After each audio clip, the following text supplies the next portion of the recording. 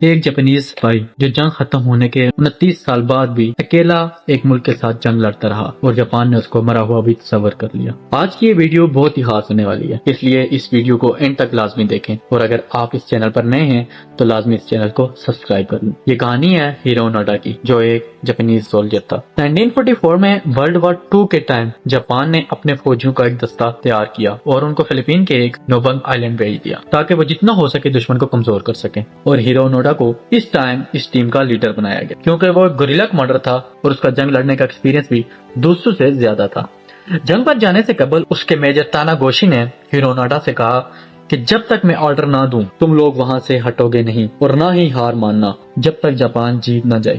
جب جاپان جنگ جیت جائے گا تو ہم خود تم لوگوں کو یہاں سے لے کر جائیں گے۔ ہیرو نوڈا کو جیسی انسٹرکشن ملی تھی اس نے ویسا ہی کیا۔ وہ اپنے ساتھیوں کو ساتھ لے کر نوبنگ آئلینڈ چلا گیا۔ اس کے جانے کے کچھ ہی عرصہ کے بعد امریکہ نے جاپان پر ایٹمی حملہ کر دیا اور اس حملے میں جاپان پوری طرح تباہ ہو جاتا۔ جب امریکہ نے ایٹمی حملہ کیا تو جاپان نے یہ فیصلہ کیا کہ چونکہ اب وہ یہ جنگ جیت نہیں سکے گا تو انہوں نے امریکہ کے سامنے سرنڈر کر دیا، اور اس بات کی خبر ہیرو نوڈا کو نہیں لگی۔ وہ ابھی بھی اپنے ساتھیوں کے ساتھ جنگ لڑ رہا تھا۔ وقت گزرتا گیا، یہاں تک کہ جنگ کو ختم ہوئے 1 سال گزر گیا۔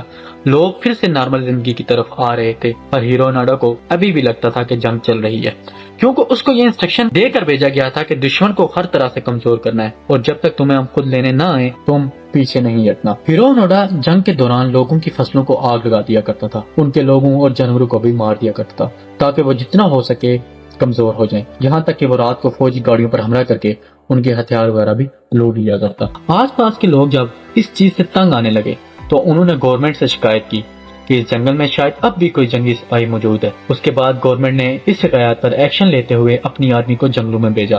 انہوں نے پورا جنگل ڈھونڈا اور لاؤڈ سپیکر کے ذریعے بتایا بھی کہ جنگ ختم ہو گئی ہے۔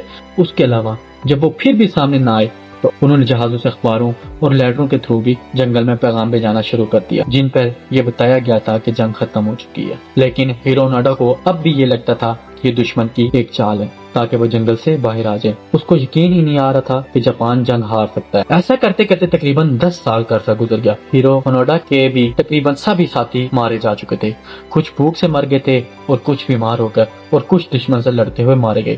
اب اس کے ساتھ اس کے 2 اور ساتھی رہ گئے تھے، پر اس نے ہار نہیں مانی اور اپنی جنگ جاری رکھی۔ وہ اسی طرح پھر سے فصلوں کو آگ لگاتا اور ان کی آرمی کو مار دیتا تاکہ جتنا ہو سکے یہ کمزور ہو جائے۔ کچھ عرصہ بعد لوگوں سے پھر گورنمنٹ نے شکایت کی۔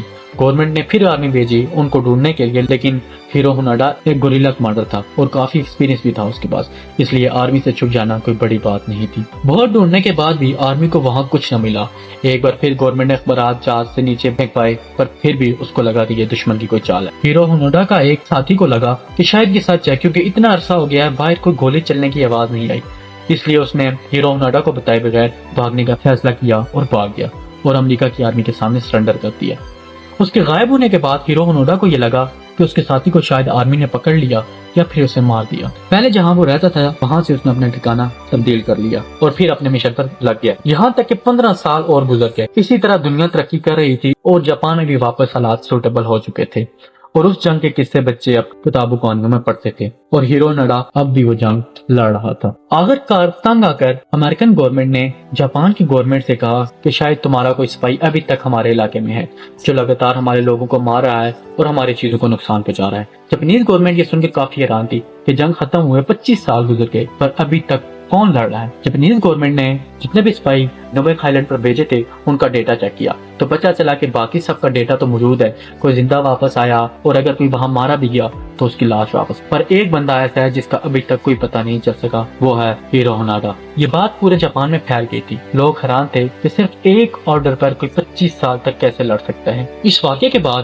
ہیرو نوڈا جاپان میں ایک سیلیبریٹی بن گیا۔ ایک جاپانیز ٹورسٹ نیرو سوزوکی نے یہ اعلان کیا کہ اس کی زندگی کا سب سے بڑا مقصد یہی ہوگا کہ وہ ہیرو نوڈا کو ڈھونڈ کر لائے، اس لیے وہ نکل گیا اس کو ڈھونڈنے کے لیے۔ کئی سال ڈھونڈنے کے بعد اس کو ہیرو نوڈا دکھ گیا۔ ہیرو نوڈا کو لگا شاید یہ کوئی دشمن کی چال ہے تو اس نے اس پر حملہ کر دیا اور پھر اس کی گردن پر چھری رکھ کر پوچھا کہ تم کون ہو۔ اس نے بتایا کہ میں جاپان سے تم کو ڈھونڈنے آیا ہوں اور جنگ 28 سال پہلے ہی ختم ہو چکی ہے اور جاپان جنگ ہار چکا ہے۔ اس نے اخباریں اور ساری چیزیں دکھائی جس سے ہیرو نوڈا کو یقین آ گیا کہ واقعی جنگ ختم ہو گئی تھی اور وہ اتنے سال ایسے ہی لڑ رہا تھا۔ اس نے یہ کہا کہ چلو مانا جنگ ختم ہو گئی، لیکن مجھے میجر تاناگوشی نے یہ انسٹرکشن دی تھی کہ جب تک وہ نہیں کہیں گے میں یہاں سے نہ ہٹوں، اس لیے میجر تاناگوشی سے کہو کہ مجھے یہاں سے آ کر لے جائیں ورنہ میں نہیں آ سکتا۔ ووٹ وریس واپس آیا اور میجر تاناگوشی کو ڈھونڈا۔ میجر تاناگوشی آرمی سے ریٹائر ہو گئے تھے اور اب ایک اسکول میں ٹیچر تھے۔ وہ ان کو اپنے ساتھ ہیرو ہوناڈا کے پاس لے گئے اور پھر 29 سال جنگ لڑنے کے بعد ہیرو ہوناڈا نے پوری دنیا کے سامنے سرنڈر کر دیا۔ اس نیوز کو پوری دنیا کے اخباروں نے کور کیا اور ہزاروں کی تعداد میں لوگ اس ٹائم ہیرو ہوناڈا کو دیکھنے کے لیے آئے تھے۔ اگر دیکھا جائے تو ہیرو ہوناڈا فلپائن کی گورنمنٹ کا مجرم تھا، کیونکہ اس نے بہت سے لوگوں کو بے گناہ قتل کیا تھا اور گورنمنٹ کو بھی کافی نقصان پہنچایا تھا، لیکن گورنمنٹ نے اسے معاف کر دیا اور کہا کیونکہ ہیرو ہوناڈا کو پتہ ہی نہیں تھا کہ جنگ ختم ہو چکی ہے، وہ تو بس اپنی ڈیوٹی نبھا رہا تھا۔ یہ تھی ہماری آج کی ویڈیو، امید ہے آپ کو اچھی لگی ہوگی۔ پھر ملیں گے ہم کسی نئی ویڈیو میں نئے واقعے کے ساتھ۔ اپنا بہت زیادہ خیال رکھیے گا۔ اللہ حافظ۔